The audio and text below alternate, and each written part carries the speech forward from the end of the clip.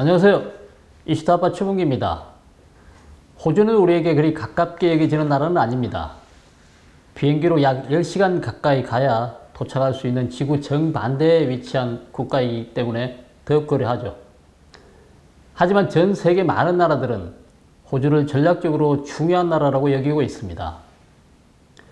호주가 세계 최대의 자원 보유이기 때문이죠. 우리 한국 또한 유연탄, 철광석, 천연가스 등의 제조에 필요한 다양한 필수 자원들을 호주로부터 수급받고 있습니다. 그런데 이러한 이유뿐만 아니라 우리가 호주를 주목해야 할 또 다른 이유가 생겼습니다. 그것은 바로 중국과 호주 간의 경제적 충돌입니다. 그래서 오늘은 호주가 중국의 경제 제재와 협박을 어떻게 슬기롭게 극복했는지, 그리고 우리에게 시사하는 바는 무엇인지 알아보도록 하겠습니다. 협박성 경제 정책은 중국의 넉대전사 외교의 핵심 수단 중 하나죠.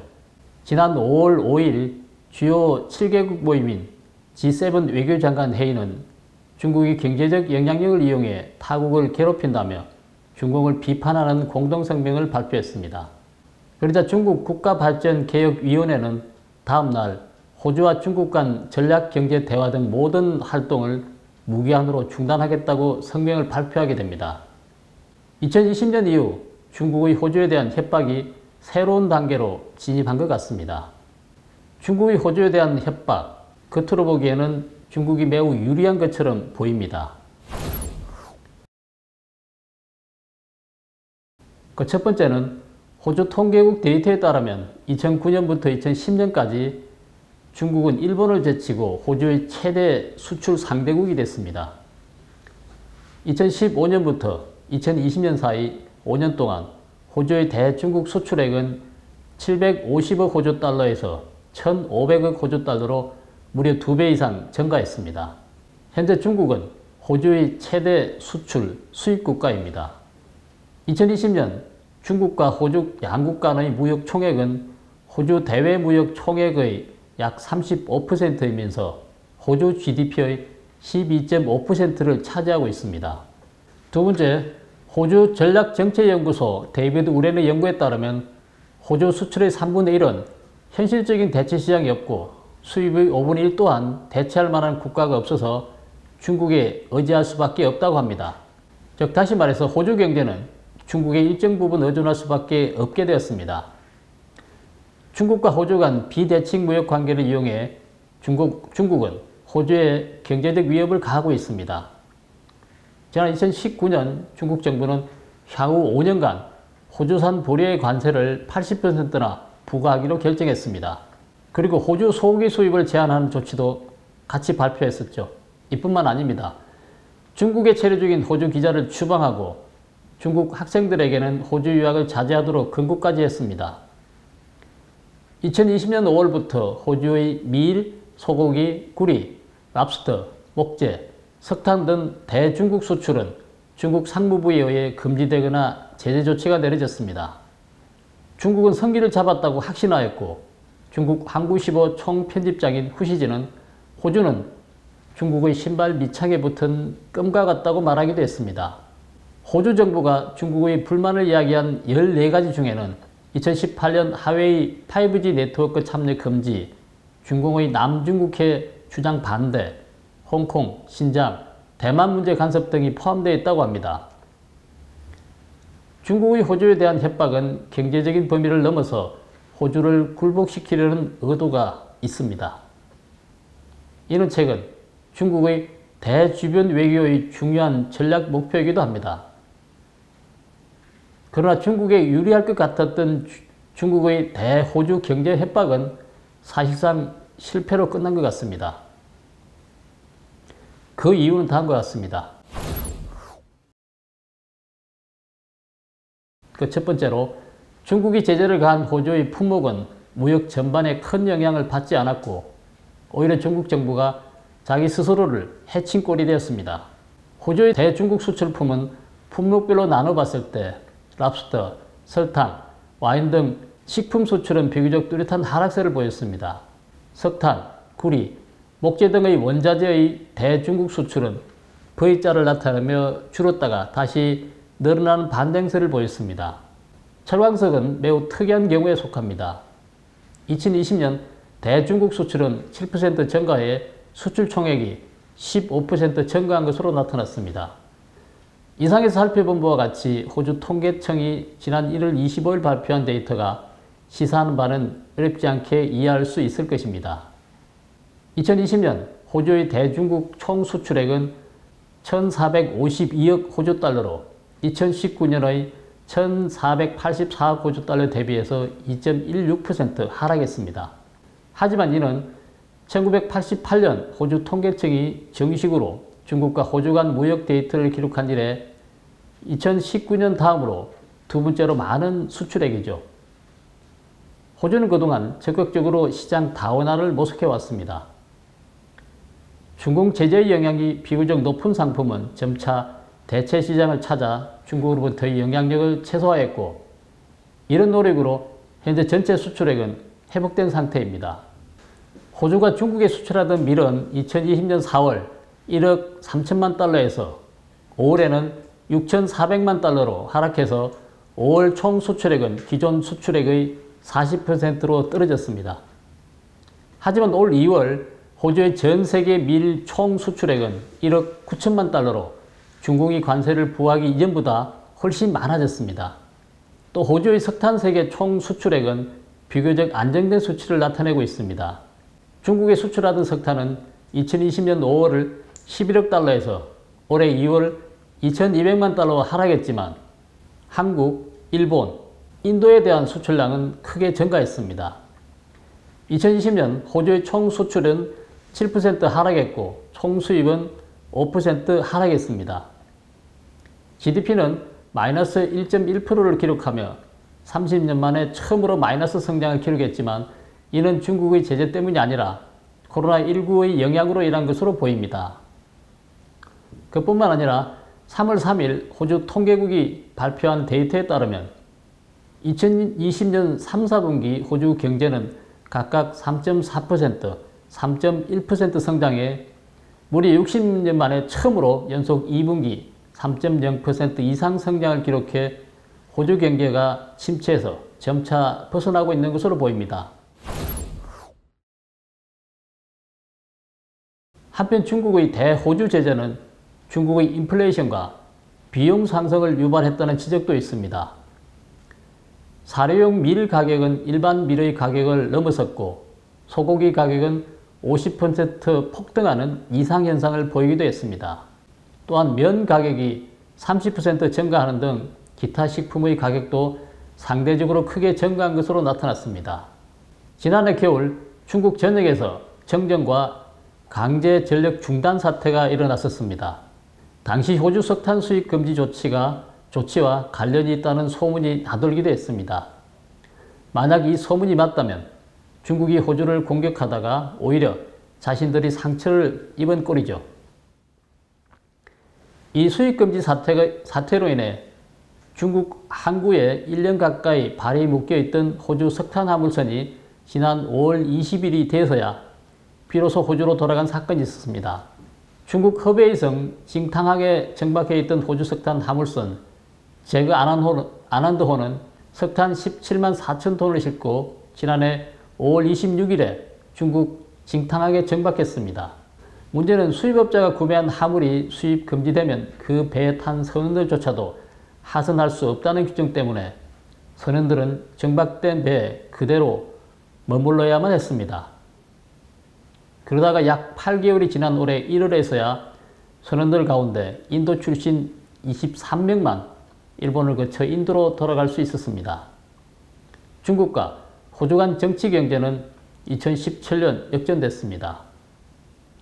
호주는 2018년 하웨이의 5G 네트워크 참여를 금지했고 2020년에는 세계 최초로 중국의 우한 바이러스 진원지 조사를 요구했었습니다. 그러자 중국은 아주 격한 반응을 보였죠. 중국은 200억 달러 이상의 호주 수출품에 대한 수입 금지 및 관세 부과 조치를 공개적으로 실시합니다.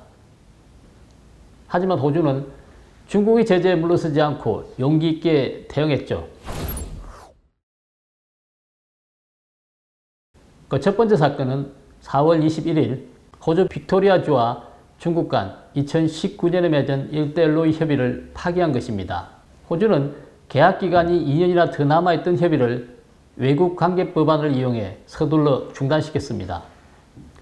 이 법안은 각급 정부와 기관이 외국과 맺은 협정의 부결권을 연방정부에 부여하는 법안인데요. 호주는 이렇게 단호하게 중국과의 협약을 끊어내며 중국 정부에게 강경한 태도를 보였습니다. 다음 두 번째 사건은 중국 기업 랜드브리지와 맺은 다윈항 임대 계약을 재검토하기로 한 것입니다. 2015년 호주 노던 주정부는 5억 600만 달러로 다윈항을 중국 기업에게 임대해 주기로 했습니다.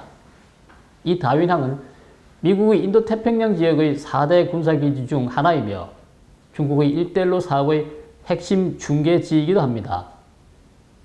미국과 중국의 이해관계가 맞부딪히고 있는 다윈항 임대 문제에 있어 호주 정부는 중국과의 계약 취소를 검토하며 본인들이 어느 편에 손을 잡고 있는지에 대해 확실히 보여주고 있습니다.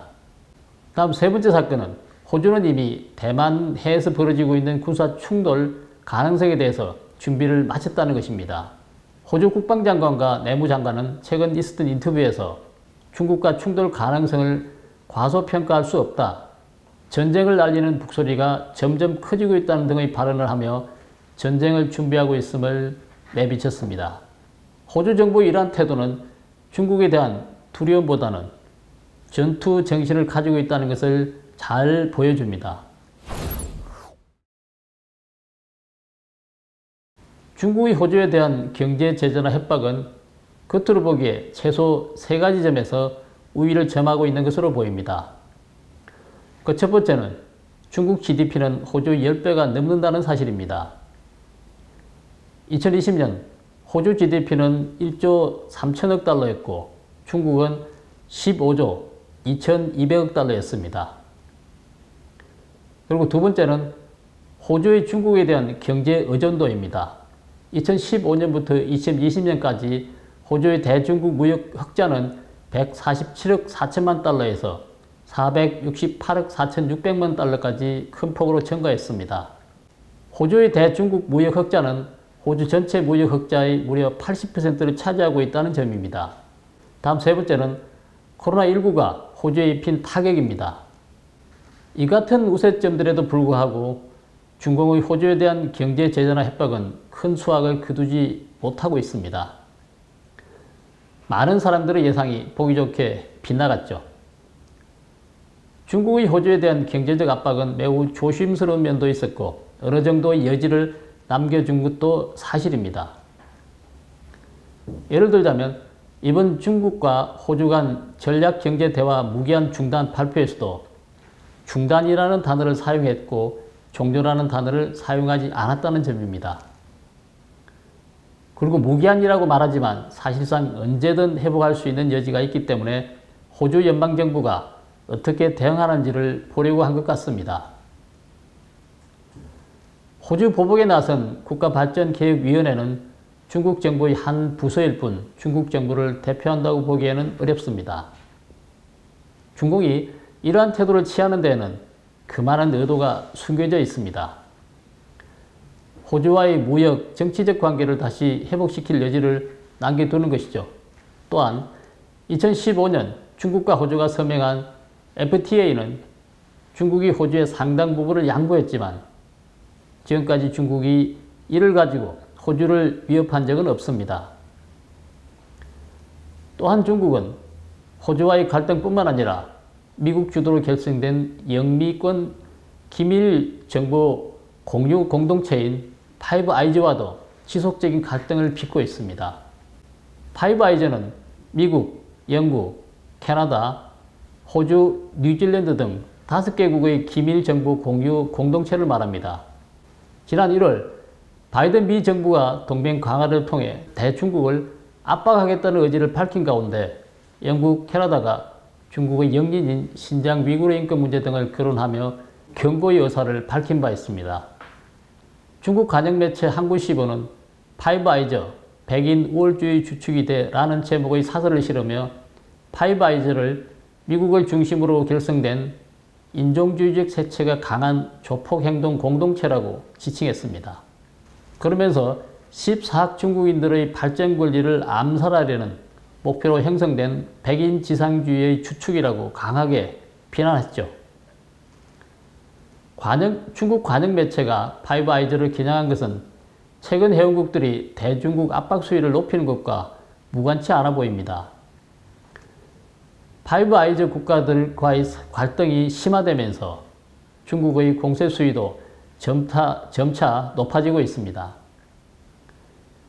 지난해 11일 파이브 아이즈 5개국이 홍콩 야당 의원직 박탈 문제를 비난하자 자오리젠 중국 외교부 대변인은 그들이 5개의 눈이 있든 10개의 눈이 있든 중국의 주권과 안보, 발전 이익을 해친다면 눈이 찔려 멀게 될 것을 조심해야 할 것이라고 강하게 경고했었습니다.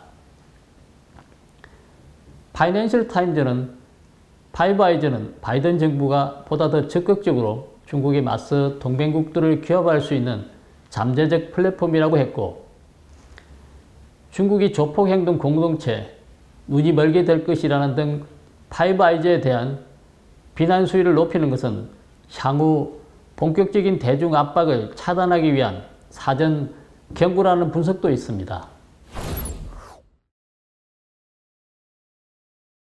중국의 경제 제재나 협박에 대한 호주의 대응은 국제사회에 2가지 중요한 교훈을 남겼습니다. 이는 우리에게도 시사하는 바가 매우 큰 것으로 보입니다. 그 첫 번째는 국가 간 경제는 상호 의존적, 상호 장단점이 존재하고 있기 때문에 제재를 가하는 국가도 피해를 입을 수 있고, 제재를 당하는 국가는 이 기회를 이용해 오히려 수출을 확대하고 다변화하는 등 얼마든지 극복할 수 있으므로 너무 두려워할 필요는 없다는 점입니다. 다음 2번째는 중국은 겉으로 매우 강해 보이지만 속은 매우 약하다는 점입니다. 전 세계적으로 중국에 대한 압박과 반격이 진행되고 있는 가운데 중등 국가나 작은 국가도 지혜를 발휘한다면 자신들의 권익을 지키는 데 성공할 수 있다는 점입니다. 이상 말씀드린 이 2가지 교훈은 프란시스 베이컨이 남긴 명언에서도 찾아볼 수 있습니다. 두려움 그 자체 외에는 두려운 것이 없다라는 것입니다. 오늘 방송은 여기까지 하겠습니다. 구독, 댓글, 좋아요를 눌러주시고 지인들과 공유해 주시기 바랍니다. 감사합니다.